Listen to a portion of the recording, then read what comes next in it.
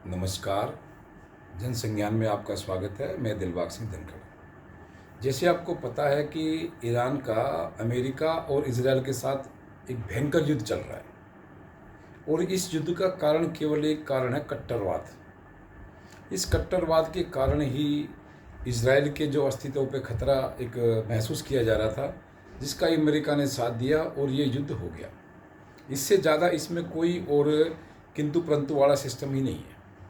लेकिन इस युद्ध के दौरान जैसे आपको पता है कि काफ़ी देशों में पेट्रोल की, डीजल की, गैस की दिक्कतें आ गई हैं, क्योंकि हॉर्मुज़ जो एक रास्ता है ओमान की खाड़ी के पास से जो निकलता है, वहाँ से काफ़ी जो एक मात्रा में निकलता था डीजल पेट्रोल, उसको ईरान की गवर्नमेंट ने या वहाँ के सैनिक शासन ने उसको रोक दिया है, जिससे काफ़ी दिक्कत आ रही है।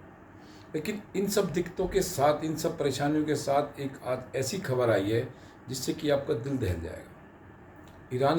ईरान से संबंधित ये खबर आई है कि ईरान की महिला टीम अभी ऑस्ट्रेलिया में गई थी महिला एशियाई कप के लिए, और वहाँ पर बेचारी वो उनकी जो टीम है वो मैच हार गई। चलो कोई बात नहीं, हार जीत तो लगी रहती है। उनकी जो टीम है, महिला टीम, तीनों मैच हार गई। लेकिन हारना कोई कारण नहीं है। हारना कोई ऐसा कारण नहीं है कि जो उनको अपनी जान की आफत, उन पर जान की एक मुसीबत आ जाए, उनके घर परिवार को पूरा ख़त्म करने की एक जो है कि उनको एक चिंता लग रही है। उनका मेन कारण ये है कि बताते हैं कि जो पहला मैच था उस दौरान जो एक राष्ट्रीय गान होता है किसी भी देश का, किसी भी टीम के शामिल होने पर, तो उस राष्ट्रीय गान के दौरान वो जो ईरान की महिला टीम है वो खड़ी रही, मौन खड़ी रही, वो कुछ बोली नहीं। और किसी तरह से ये खबर, ये पिक्चर, ये फ़ोटो मीडिया में आ गई और ईरान की सरकार तक भी पहुंच गई। अब आप समझ सकते हैं कि कुछ महिला खिलाड़ी केवल मौन रहने पर, हालांकि पूरी टीम मौन नहीं थी, 5-6 सदस्य उनके मौन रहे, पूरी जो महिला जो टीम है जो उनकी, वो पूरी एक सिस्टम बहुत ज़्यादा खतरे में महसूस कर रही है अपने आप को। और इसी वजह से ऑस्ट्रेलिया ने भी 5 उनके खिलाड़ियों को वीज़ा दे दिया है। भाई आप, उनको डर है, खतरा है कि हमें जाके ईरान में वहाँ मार देंगे। साथ ही उनका ये भी कहना है कि हमारे पूरे परिवार को भी जान से मारने की धमकी दी जा रही है। अब आप समझ सकते हैं, केवल राष्ट्रीय गान ना गाने पर ईरान की सरकार में कितना एक कट्टरवाद है, कितना कि उनके खिलाड़ियों में इतना डर है कि अगर हम देश में जाएंगे तो हमें मार देंगे। और ऑस्ट्रेलिया उनको वीज़ा नहीं देता, उनको शरण नहीं देता, तो समझ लो कि उनके लिए तो एक जान की आफत आ गई है। कुछ लोग ये कह भी रहे हैं, जो CNN का जो चैनल है उनके ज़रिए पता चल रहा है कि जब उनको ऑस्ट्रेलिया से एक बस के अंदर बिठाया जा रहा था, तो उसमें कुछ खिलाड़ी रो भी रहे थे। यानी महिला खिलाड़ी अपने देश जाने पर रो रहे थे कि पता नहीं उनके साथ क्या सलूक होगा, उनके परिवार का क्या होगा। यानी कि आप समझ सकते हैं कि अगर ईरान के खिलाड़ी किसी भी देश का गौरव होते हैं, चाहे महिला हो या पुरुष हो या बच्चा हो या कोई दिव्यांग हो, कोई भी हो, अगर कोई भी खिलाड़ी किसी देश का एक गौरव होते हैं, उसके देश को, वो अपने देश को किसी भी देश में जाकर के एक बहुत बड़ी प्रतिष्ठा दिलाते हैं।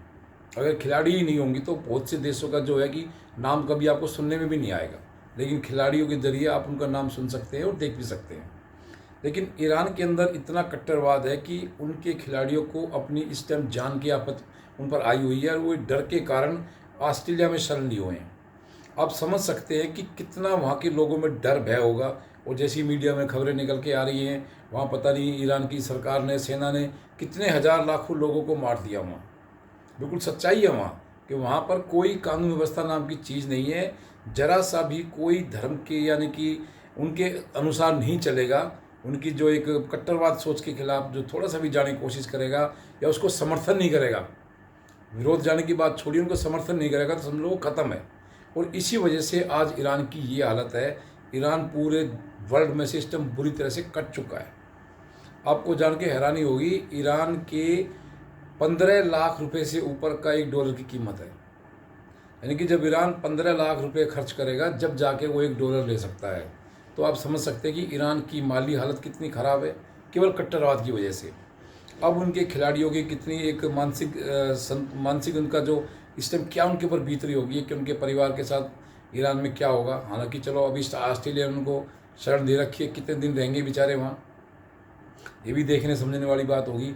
लेकिन आप समझो, ईरान के खिलाड़ी वहाँ जाने से डर रहे हैं केवल किस बात का, कि भाई हमें वहाँ पर हम राष्ट्रीय गान में मौन रहे हैं तो हमें वहाँ की सरकार मार देगी। और यहाँ के हमारे देश के अंदर आपको काफ़ी ऐसे गद्दार मिल जाएंगे जो कि खुलेआम कहते हैं कि हम राष्ट्रीय गान नहीं गाएंगे, हम वंदे मातरम नहीं गाएंगे। और आपने देखा होगा कि जब राष्ट्रीय गान कभी होता है, कई बार किसी समारोह में, तो बहुत से उठ खड़े नहीं होते हैं। राष्ट्रीय गान गाने की बात तो छोड़ो, उसके सम्मान में लोग बहुत से गद्दार जो है खड़े भी नहीं होते हैं। तो मैं सरकार से कहना चाहूँगा कि आप ऐसे लोगों पर भी बहुत बड़ा एक कानून ऐसा पास कीजिए, कुछ ऐसी सिस्टम बनाए कि ये लोग हमारे देश के राष्ट्रीय गान की ऐसी अवहेलना ना कर सकें। ईरान के अंदर कितना डर लोगों में सैन में है कि हमें वहाँ जाके मार देंगे, हमें वहाँ जाके वो कर देंगे। लेकिन ऐसे गद्दार जो हमारे देश के अंदर राष्ट्रीय गान का सम्मान नहीं करते, राष्ट्रीय गीत का सम्मान नहीं करते, और वो जाके ईरान का समर्थन करते हैं। अगर वो ईरान का समर्थन करते हैं तो ईरान की तरह उनको भी यहाँ सज़ा देनी चाहिए। अगर सरकार को थोड़ा सा ये सोचना चाहिए कि ये लोग इतने कट्टरवाद का अगर समर्थन करते हैं तो जैसे ईरान के सैन्य आज बेचारी महिला टीमें डरी हुई हैं, ऐसा ही डर इनके अंदर भी होना चाहिए। क्योंकि गद्दार किसी भी देश के अंदर, किसी देश के लिए अच्छा नहीं हो सकता। ऐसे गद्दारों को चुन चुन करके सख्त से सख्त सज़ा देनी चाहिए।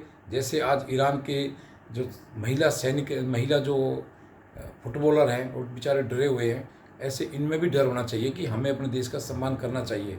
हालांकि मैं इस चीज़ के ज़्यादा वो नहीं हूँ कि भाई उनको खिलाड़ियों को इतना डर भय होगी कि हमें वहाँ मार ही दिया जाए, लेकिन ऐसा कोई ना कोई कानून जरूर होना चाहिए कि वो उसके अंदर एक देश भावना, एक सम्मान की भावना होनी चाहिए। हालांकि उनके जो महिला टीमों ने तो उनके जो कट्टरवाद का जो एक सरकार वहाँ चल रही है उसके खिलाफ उनका एक रोष हो सकता है। लेकिन हमारे यहाँ तो ऐसा कुछ भी नहीं है। हमारे यहाँ तो लोकतांत्रिक देश है। हर लोकतांत्रिक व्यवस्था के कारण हर नागरिक को बहुत काफ़ी सुख सुविधाएं, मौलिक अधिकार मिले हुए हैं। ईरान के अंदर कोई मौलिक अधिकार नहीं है, कोई सुख सुविधाएं नहीं है। उसका केवल उन्होंने एक जरा सा रोष किया और उनको इतनी बड़ी एक भारी कीमत चुकानी पड़ सकती है उनके परिवार सहित। तो ऐसा ही डर भय हमारे यहाँ भी लोगों में होना चाहिए कि भाई सब कुछ होते हुए भी आप देश का सम्मान नहीं कर रहे, आप देश के राष्ट्रीय गान का सम्मान नहीं कर रहे, तो आप राष्ट्रीय गीत का सम्मान नहीं कर रहे। तो ऐसे लोगों के बारे में सरकार को कोई ना कोई सख्त से सख्त नियम कानून बनाना चाहिए। उनकी नागरिकता ख़त्म करनी चाहिए, उनको सुख सुविधाएं ख़त्म करनी चाहिए। उनको यहाँ तक कि मैं कह रहा हूँ डिटेंशन सेंटर में डाल के लंबी जेलों की उनको सज़ा मिलनी चाहिए, जिससे कि लोगों को लगे भाई हाँ देश का सम्मान करना बहुत ज़रूरी है। तो आज की वीडियो में इतना ही। आप इस वीडियो पर बने रहें, लाइक शेयर सब्सक्राइब करें। आपका बहुत बहुत धन्यवाद।